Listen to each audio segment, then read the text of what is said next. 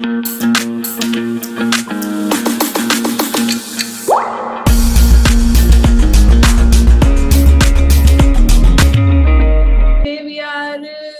Continuing the chapter reproduction of plant, जिसमें हम topic कर रहे थे हम टॉपिक करते थे सीड डिस्पर्शन, कि सीड का फैलना, अपने पेरेंट प्लांट से दूर जाना, अपने पेरेंट प्लांट से दूर फैलना कितना इंपॉर्टेंट है। क्योंकि अगर एक ही जगह पे सारे के सारे सीड्स गिर जाएंगे तो कंपटीशन हो जाता है बहुत ज्यादा सनलाइट, एयर और वाटर के लिए, ठीक है। तो हेल्दी ग्रोथ नहीं होती प्लांट की।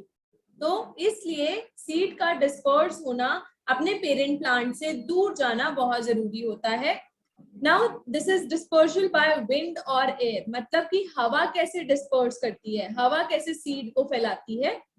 The seeds that are very light and have wing or hair-like structure on them are easily carried by blowing wind. For example, seed of maple drumsticks have wings, and seeds of madar or oak have hairs on them. Cotton seeds also possesses hair on them, while seeds of grasses, orchards, begonia are very small and light. These seeds can be easily carried away by wind and dispersed away from their natural habitat. तो मतलब कुछ seeds होते हैं जिनके ऊपर hair होते हैं, ठीक है, या फिर जिनके विंग्स होते हैं। तो ये विंग्स जब हवा चलती है तेज तो ये उड़ के एक जगह से दूसरी जगह चले जाते हैं।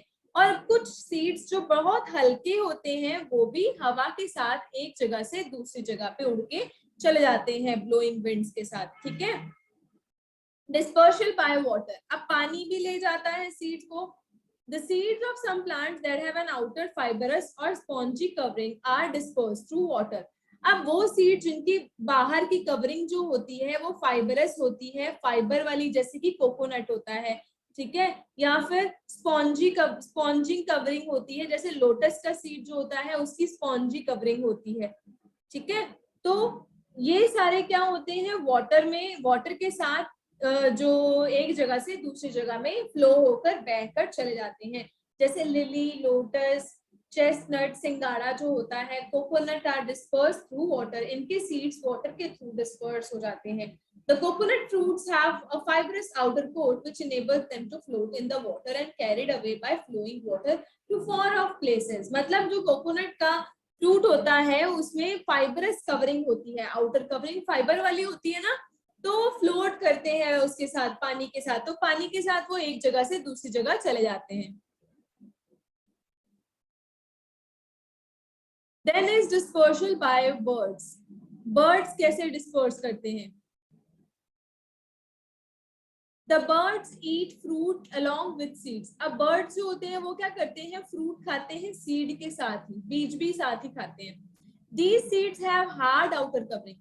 इन सीड्स की क्या होती है, आउटर कवरिंग हार्ड होती है, ठीक है। The seeds are dispersed to some other places through bird spaces. जब बर्ड जो है अपना वेस्ट एक्सक्रीट करते हैं, ठीक है, तो क्या होता है, सीड भी उसके साथ निकलता है, ठीक है। The digestive enzymes present in the digestive system of birds help in dissolving the hard seed coat, and when they are released or excreted along with the phases they germinate. For example, neem seeds are dispersed by the birds' faces. तो क्या होता है, जो birds का digestive system है ना, वो क्या करता है, डिसॉल्व कर देता है आउटर हार्ड कवरिंग को, ठीक है। सीड के बाहर ना हार्ड कवरिंग होती है, तो जब सीड जो है बर्ड खा लेता है तो क्या होता है, ये हार्ड कवरिंग जो होती है ना आउटर वाली, ये क्या हो जाती है, डिसॉल्व हो जाती है, ठीक है। अंदर वाला जो, जैसे कि कभी भी सीड उगाने से पहले उसको भिगोया जाता है ना, ताकि वो हार्ड से सॉफ्ट हो जाए, थोड़ा जर्मिनेट होना आसान हो जाए, है ना। तो जब वो उनके वेस्ट के साथ निकलता है सीड, तो उसकी आउटर हार्ड कवरिंग जो है वो डिसॉल्व हुई होती है पहले ही, तो क्या होता है, सीड आसानी से जर्मिनेट होता है मिट्टी में अगर गिरता है तो, ठीक है। तो नीम सीड्स ऐसे ही डिस्पर्स होते हैं, जो बर्ड्स हैं वो खा लेते हैं, फिर कहीं और जाकर वो वेस्ट निकालते हैं, तो वहां भी सीड भी निकलता है और सीड जो है वो वहां पे जर्मिनेट हो जाता है आसानी से। डिस्पर्सल बाय एनिमल्स, अब एनिमल्स भी डिस्पर्स करते हैं। Some seeds have hooks and spines. अब कुछ सीड्स होते हैं जिनकी हुक्स होती हैं और स्पाइन्स होती हैं। which get attached to fur or body of the grazing animal। जो क्या होता है, जब एनिमल्स चारा चरते हैं ना, जब एनिमल्स घास खाते हैं तो उनकी फर पे चिपक जाता है वो।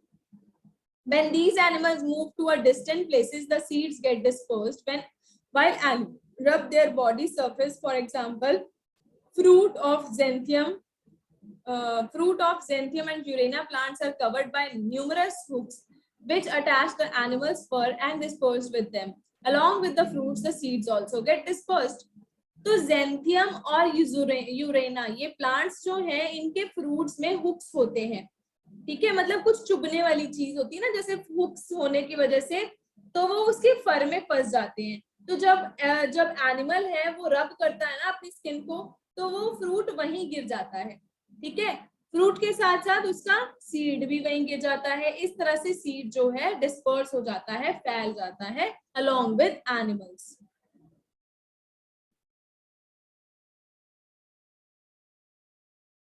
Then is dispersion by explosion or bursting of fruits, मतलब कि फ्रूट के फट जाने से, ठीक है, तो भी सीड जो है वो डिस्पर्स होता है। Sometimes fruit mature and a strain is produced in their walls।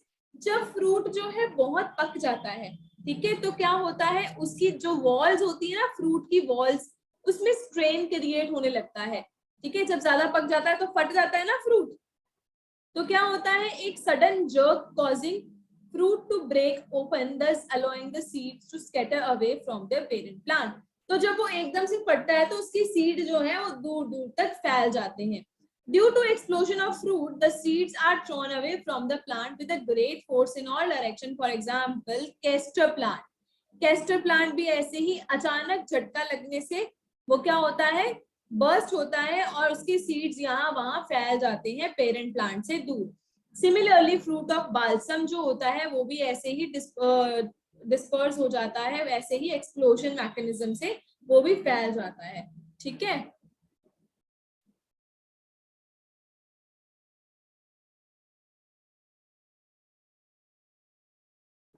Benefits of seed dispersal. अब सीड डिस्पर्सल के, सीड के फैलने के क्या फायदे हैं हमें।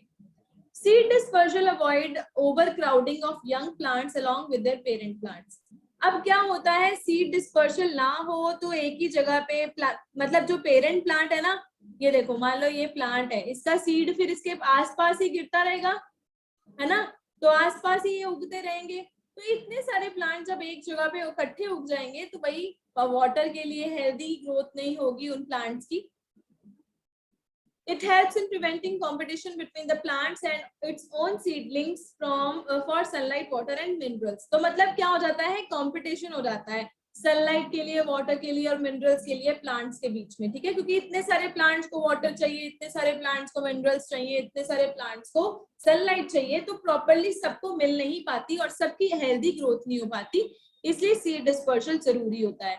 One of the benefits of seed dispersal is that it enables the plant to grow into new habitats for wider distribution and provides them for a better chance of survival। अब अगर seed disperse होता है तो seed एक जगह से दूसरी जगह जाता है ना, अब एक जगह से दूसरी जगह जाएगा तो फिर क्या होगा, वाइडर डिस्ट्रीब्यूशन, मतलब फैलने की डिस्ट्रीब्यूशन ना सीड्स की, और वो नए हैबिटेट में जाकर रहेंगे और उनका सर्वाइवल का चांस और बढ़ जाएगा, ठीक है।